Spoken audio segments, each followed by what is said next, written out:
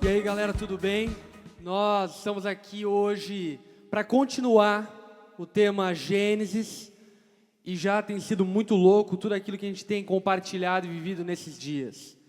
Nesses dias mesmo eu estava na implantação de Curitiba e como foi especial falar sobre a imagem de Cristo, falar sobre a imagem de Deus, falar sobre quem Deus sonhou que nós fôssemos anteriormente. Hoje nós vamos continuar nessa abordagem, ainda falando sobre o ser humano, nesse aspecto um tanto quanto antropológico, um tanto quanto quem somos, do que nós somos formados, porque de fato tentaram resumir a vida humana a alguns genes, a alguns aspectos biológicos, mas nós somos bem mais do que um aglomerado de átomos. Eu acredito que você concorda comigo em relação a isso. E a partir dessa conclusão, nós temos que fazer essa pergunta para nós mesmos. Não que nós iremos encontrar respostas para nós mesmos, mas essa indagação acerca da vida vai nos levar às respostas então. E a pergunta que nós devemos fazer a nós mesmos é: do que somos formados? Quem deveríamos ser? Nós já respondemos que nós fomos criados para sermos a imagem de Cristo, carregarmos a santidade de Deus, sermos separados por Ele. Mas hoje nós vamos perceber que nessa recriação de Deus, nessa nova gênese de Deus instaurada, existe um outro aspecto que também precisa ser observado. Queria hoje começar fazendo essa afirmação categórica de que Deus está fazendo nova todas as coisas. Deus está fazendo nova todas as coisas. A palavra diz em Apocalipse 21 que Deus estava fazendo um novo céu e uma nova terra para uma nova humanidade. Essa nova humanidade foi declarada de uma maneira muito evidente, de uma maneira muito clara para o nosso querido amigo Nicodemos, quando Jesus conversa com ele. E Jesus diz acerca desse novo nascimento. Nicodemos não compreende, porque Jesus estava falando de coisas sublimes, espirituais, que não cabiam no entendimento de Nicodemos. Deus está fazendo nova todas as coisas. E é a partir desse arrependimento, desse novo nascimento, que nós passamos então a usufruir a vida com Deus e a usufruir das bênçãos de Deus, aquilo que Ele tem reservado e preparado para nós. É interessante pensar que os discípulos que foram chamados por Cristo andaram com Ele durante anos, para ser mais exato, durante 3 anos. Eles viram Jesus multiplicar pães e peixes, eles viram Jesus andar sobre as águas, eles viram Jesus chupinhar a comida do Zaqueu em cima da árvore, eles viram Jesus conversando com a mulher samaritana, eles viram Jesus conversando com Nicodemos, eles viram Jesus fazendo e acontecendo centenas, se não milhares de coisas. E depois de todas essas experiências, Jesus é morto daquela maneira que você já conhece, Ele é ressurreto, e depois, pós a sua ressurreição, Ele vai ter um encontro com os discípulos. Todos eles estavam orando. Então Jesus chega até aqueles poucos discípulos e faz uma coisa um tanto quanto inusitada. E essa situação está lá em João capítulo 20, versículo 22. Quando afirma o seguinte: e com isso soprou. Jesus soprou sobre eles. Eu fico pensando, os discípulos, tipo, qual é a tua? Jesus, no meio da conversa deles, chega absolutamente do nada e sopra. O hálito de Jesus é colocado no rosto daqueles discípulos. O vento, o fôlego de vida de Jesus é colocado sobre eles. Jesus sopra sobre eles e disse: recebam o Espírito Santo. como isso daqui é fascinante, como essa realidade do que estava acontecendo ali é fundamental. É de uma importância sem precedentes. Aqueles discípulos já tinham sido batizados, eles já batizavam, sem sombra de dúvida, já haviam se arrependido dos seus pecados, haviam aberto mão de suas vidas, haviam dedicado suas vidas para a pregação do Evangelho, para caminhar com Jesus, mas ainda faltava alguma coisa. Ainda estava faltando algo que eles não tinham. Eles pregaram o Evangelho, eles expulsaram demônios, curaram enfermos, mas ainda tinha algo que eles não tinham. E esse algo fica muito evidente quando Jesus sopra sobre eles, usando essa figura e esse símbolo por um motivo muito específico. E depois desse ocorrido, Jesus declara: recebam o Espírito Santo. Aqueles discípulos não tinham o Espírito Santo. A experiência daqueles discípulos até então era apenas com a imagem, era apenas com a santidade. Aqueles discípulos haviam dedicado suas vidas a Cristo, arrependidos dos seus pecados, porque haviam entendido que deveriam viver para a glória de Deus, deveriam viver segundo a imagem de Cristo. Mas a vida deles ainda era incompleta. Eles não estavam completos. E Jesus vem e sopra sobre eles, então os torna completos. E obviamente, como eu afirmei, Jesus não sopra por acaso. Jesus sopra porque Ele estava querendo falar algo bíblico, algo profundo e uma realidade que aqueles discípulos conseguiriam conceber na mente deles o que estava acontecendo naquele momento. Para que você entenda, abra a tua Bíblia em Gênesis capítulo 2, versículo 7. Gênesis capítulo 2, versículo 7. Ok? Aberto? Acompanhe a leitura, preste atenção. Então Deus formou o homem do pó da terra. O homem natural já havia sido formado. Estava ali, um boneco feito. Um boneco que eu não sei dizer se era animado ou inanimado. Mas era o boneco do homem, produzido, feito. Aquele homem estava pronto, mas ainda não estava completo. Deus forma o homem do pó da terra, e aí olha o que acontece, e soprou em suas narinas fôlego de vida. E então, um homem se tornou ser vivente. Isso aqui é incrível. O homem já havia passado pelo nascimento, mas ainda não havia sido soprado sobre ele vida. Ele ainda não havia recebido a vida verdadeira, a vida genuína. Jesus então sopra sobre aqueles discípulos, eles recebem o mesmo Espírito que Adão recebeu em Gênesis 2,7, quando Deus soprou sobre eles o Espírito. Essa palavra sopro é uma palavra hebraica e também traduzida no grego, que se refere ao Espírito Santo, que não se refere apenas a um oxigênio. É uma palavra que diz a respeito de uma realidade muito mais profunda do que apenas vento, do que apenas O2 sendo soprado.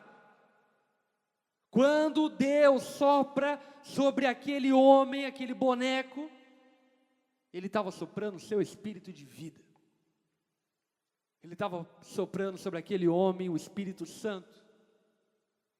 Quando Jesus sopra sobre os seus discípulos, de igual forma, Ele estava soprando sobre aqueles discípulos que sim, haviam se arrependido, que sim, haviam sido batizados, mas ainda não tinham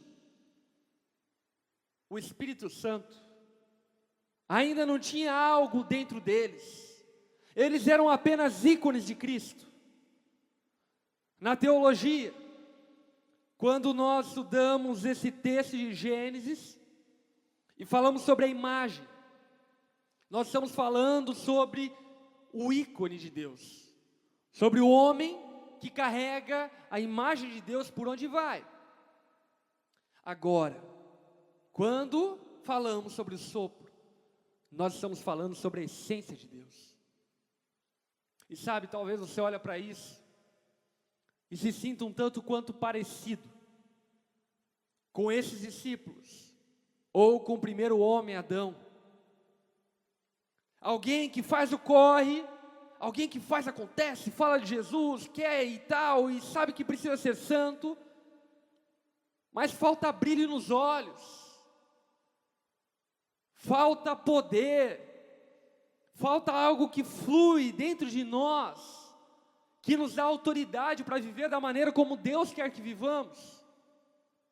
Talvez você olhe para a sua vida e percebe um alto nível de comprometimento com Cristo, como aqueles discípulos. Um alto nível de comprometimento com a imagem de Cristo, mas sem poder para viver toda essa demanda do reino de Deus. É interessante pensar que Deus criou o homem à sua imagem, conforme a sua semelhança. Sopra o Espírito dele sobre o homem. E só depois, Deus dá o chamado ao homem. Dá o mandamento a ele, dá o propósito a ele. De ser fértil, multiplicar, de encher a terra. Sabe, cara, se você tem tentado viver a fé em Cristo, a vida no reino, sem ter o Espírito de Deus sobre você, sem ter o Espírito de Deus em você, você simplesmente não vai conseguir.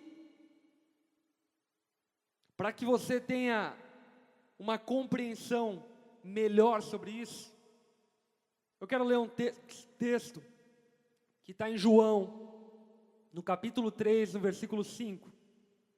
João, capítulo 3, versículo 5. Acompanha só. Jesus conversando com Nicodemos. Respondeu Jesus: digo-lhe a verdade, ninguém, pode repetir comigo? Ninguém pode entrar no reino de Deus se não nascer da água e do Espírito. Da água e do Espírito. Jesus está colocando então uma condição espiritual para que participemos do reino dele. E essa primeira condição é referente à água. Essa segunda condição é referente ao Espírito.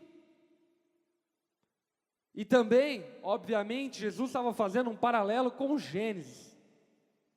Quando o Espírito paira sobre as águas, quando o homem é formado de elementos naturais, quando esse homem recebe a imagem de Deus, mas ainda não havia recebido o sopro do Espírito. Eu preciso dizer para você que existe algo a mais do que apenas se arrepender de pecados e querer agradar a Deus. Existe algo a mais do que apenas se comprometer com Cristo, com seu chamado, com sua igreja. Existe algo a mais. E é sobre esse algo a mais que eu quero falar com você. Quero ler um texto emblemático sobre isso, porque é um texto profético, aonde o profeta Ezequiel é levado até um lugar aonde havia o sepultamento de centenas, se não milhares de homens. O famoso Vale dos Ossos Secos. Esse texto está em Ezequiel, no capítulo 37, no versículo 1 em diante. Eu vou ler. Se você quiser acompanhar a leitura, fique atento, preste atenção. Ezequiel dizendo: Deus me arrebatou, o Espírito do Eterno me levou até uma planície aberta, coberta de ossos, osso humano, arcada, crânio, fêmur. Era um vale repleto de ossos humanos, ossos secos. Ele me fez passar em volta e pelo meio deles. Um monte de ossos havia espalhado por todo lugar, ossos secos e alvejados pelo sol. Ele me perguntou: filho do homem, esses ossos poderão viver? Deus pergunta para o profeta Ezequiel: esses ossos podem tornar a ter vida? Esses ossos podem voltar a viver? Eu disse: Senhor eterno, só tu saberias dizer. Ele me disse: profetize. Profetize a esses ossos secos. Ossos secos, ouçam a mensagem do Eterno. O Eterno Senhor disse aos ossos secos: estou soprando o sopro de vida sobre vocês, e vocês voltarão a viver. Porei tendões, porei carne nos seus ossos, e cobrirei vocês com pele, e soprarei a vida em vocês.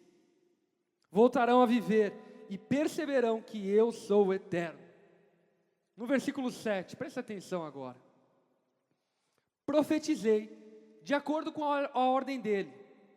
Enquanto eu profetizava, olha que loucura, velho. Houve um som, osso batendo com osso, um chocalho.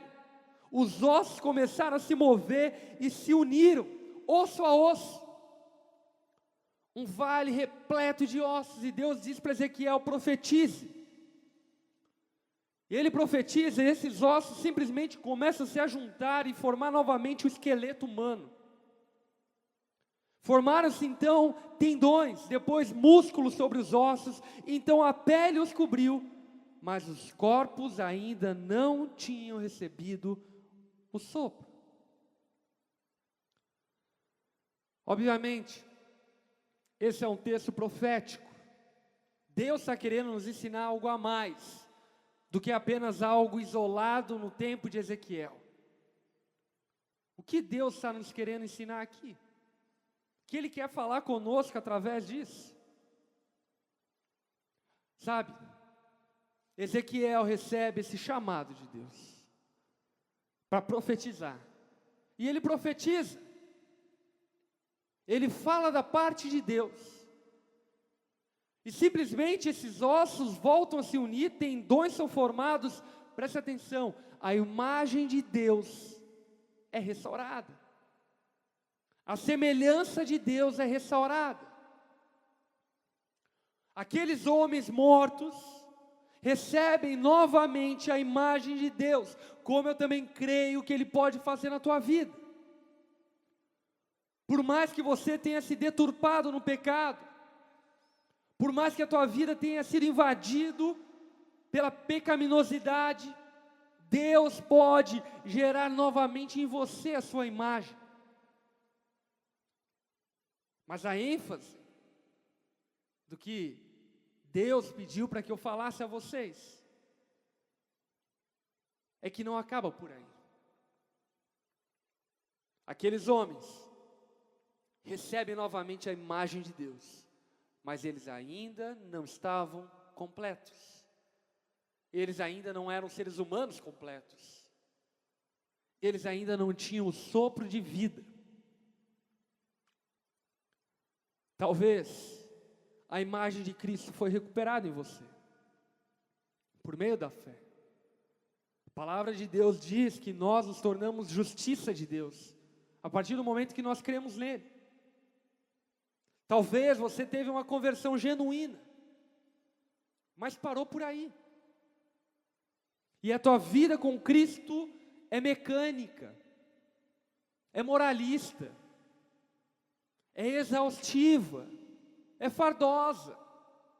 E é óbvio que é fardosa, porque ainda você é alguém que não tem a experiência completa da transformação de Deus. O texto continua no versículo 9, dizendo o seguinte: Ele me disse, profetize ao sopro, profetize ao Espírito Santo, profetize, filho do homem, diga ao Espírito Santo, o eterno Senhor diz, venha dos quatro ventos, venha, sopro, sopre sobre esses corpos mortos, sopre vida. Ezequiel foi tomado então por essa segunda profecia, e nessa segunda profecia, o Eterno dizia, profetize sobre esses ossos, sobre esses tendões, sobre essa carne, sobre a minha imagem, profetize sobre eles, que o sopro de Deus vai vir sobre eles, profetize sobre eles, que o sopro de Deus, que nós não sabemos de onde vem, nem para onde vai vir sobre eles, e vai invadir a vida deles com vida, vida genuína, vida completa. Então profetizei, exatamente como Ele me ordenou. O sopro entrou neles, e eles se tornaram vivos. Isso é incrível. Eles se tornaram vivos. Agora não apenas tinham imagem, agora eles tinham essência de Deus. Agora eles não eram apenas pessoas esforçadas em viverem os padrões morais de Deus. Agora eles tinham condições para viver aquilo que Deus havia dado e queria dar a eles. Porque agora eles receberam sopro, vida foi dado a eles. O sopro entrou neles e eles se tornaram vivos. O texto diz, eles se levantaram, e era um exército enorme. Centenas, milhares de homens voltaram à vida nesse texto profético. Então o Eterno me disse, no versículo 11, filho do homem, esses ossos são toda a casa de Israel. Mas, o que é isso, cara? Deus encerra esse ciclo profético, dizendo para Ezequiel, que aqueles ossos representavam a casa de Israel. O que isso quer dizer? Isso quer dizer que o povo de Deus estava morto nos seus delitos e pecados. Eram seres animados, mas ainda não tinham vida, ainda não tinham imagem, e não tinham sopro. E assim era anteriormente conosco, assim era anteriormente com você, ou assim será com você a partir de hoje. Sabe, você é alguém que simplesmente existe, mas sem vida. Por isso que Jesus declara de maneira categórica de que Ele veio para que nós tenhamos vida e a tenhamos em abundância. Jesus veio nos dar vida, mas para que dar vida para quem tem vida? Deixa eu dizer algo para você, mesmo você respirando, mesmo você tendo ossos, isso não significa que você de fato tem vida. Algo precisa acontecer. E a primeira coisa que precisa acontecer é o fato de que a imagem precisa ser gerada em você. Você precisa nascer de novo, da água, mas também do Espírito. Você precisa receber o sopro de Deus sobre a tua vida. Você precisa receber algo a mais do que apenas arrependimento. E eu creio, sem sombra de dúvidas, que Deus está nos direcionando para falar sobre isso, para conversar sobre isso, porque Ele quer fazer algo novo na tua vida hoje. Sabe, talvez a tua vida é algo exaustivo, e eu preciso dizer para você, alertar você, que a vida com Deus, por mais que vivamos em tempos de fraqueza e escassez, Ainda assim, se nós temos o Espírito de Deus, nós somos renovados a cada manhã, todos os dias. Algo precisa acontecer com você. Para que nós concluamos esse raciocínio, quero ler o texto de Atos, no capítulo 19, no versículo 1, que narra exatamente aquilo que aconteceu em Gênesis, que aconteceu em João, no Evangelho de João, e que agora acontece com membros de uma igreja, da igreja de Éfeso. Atos 19, 1, preste atenção. Enquanto Apolo estava em Corinto, Paulo seguiu o caminho pelas montanhas e chegou a Éfeso, onde encontrou alguns discípulos e assim que chegou ali, perguntou a eles: vocês receberam o Espírito Santo quando creram? Pergunta para quem está do teu lado: você recebeu o Espírito Santo quando você creu? Essa era a pergunta de Paulo para aqueles discípulos. Vocês o acolheram no coração? Ele está em vocês? Como foi então que vocês foram batizados? Perguntou Paulo. E eles responderam: no batismo de João. No batismo de João. Paulo disse: isso explica tudo. Jesus pregou um batismo de mudança radical, João pregou um batismo de mudança radical, de vida, para que o povo pudesse estar pronto para receber aquele que viria depois dele, Jesus, que não batiza com água, mas conforme palavras de Jesus mesmo, e do querido João, que batiza com fogo, que não simplesmente autentica a fé de alguém que sabe mudar, de alguém que quer mudar, de alguém que quer fazer diferente, mas aquele que autentica a nossa vida com o Espírito Santo e nos dá o próprio sopro dele para que possamos conduzir a nossa vida. Jesus tem algo a mais sobre a tua vida. Talvez você olhe para tudo isso e você fala: será que eu tenho o Espírito Santo? Será que eu não tenho? Preste atenção no seguinte: a dúvida pressupõe a escassez de fé. E o Espírito Santo nos é dado por meio da fé. Portanto, se você tem dúvida, pode acreditar que existe algo que precisa acontecer na tua vida hoje. E talvez você pergunte: mas o que precisa acontecer? Como vai acontecer? Entenda uma coisa: o Espírito Santo não é dado para aqueles que merecem. O Espírito Santo não é um troféu de evangélicos e crentes.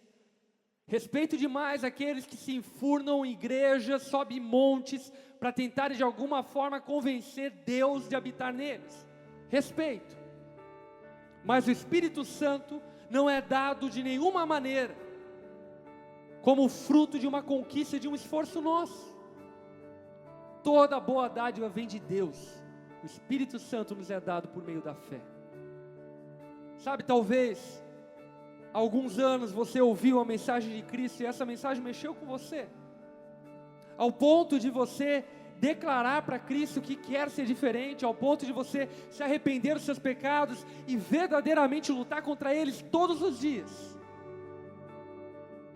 Mas a vida cristã não está baseada exatamente nisso e somente nisso. Esse compromisso com a imagem é fundamental, na verdade é o primeiro passo, mas não acaba ali. Deus ainda tende a soprar o sopro de vida, o sopro do Espírito Santo sobre você. O apóstolo Pedro, em Atos 2, prega uma mensagem incrível. Chegando ao fim daquela mensagem, aqueles que estavam ouvindo a ele perguntaram: Pedro, o que a gente faz? Pedro olha para eles e diz: arrependam-se, sejam batizados nas águas e recebam o Espírito Santo. Hoje eu te digo a mesma coisa. Arrependa dos seus pecados. Você não foi criado para ser alguém distorcido da imagem de Cristo. Você foi criado para ser a imagem de Deus. Se arrependa dos seus pecados. Seja batizado e receba o sopro de Deus sobre a tua vida. Receba o fôlego de vida sobre você. E então, seja um cristão completo, não parcial. Se você é um cristão parcial, incompleto, eu posso afirmar para você que Deus tem algo a mais. E esse algo a mais é o Espírito Santo dele que vem sobre você. A partir do momento que você gera convicção na tua mente e ganha consciência do quão importante e valioso é o Espírito Santo. E aí então, você pode passar para a próxima etapa. E agora sim, se comprometer com o propósito de Deus, que é aquilo que a gente vai conversar na semana que vem. Deus quer soprar sobre você hoje. Creia nisso. Abra teu coração para isso. E eu tenho certeza que a tua vida com Cristo vai ganhar uma conotação totalmente nova e diferente a partir de hoje. Deus te abençoe. Tamo junto.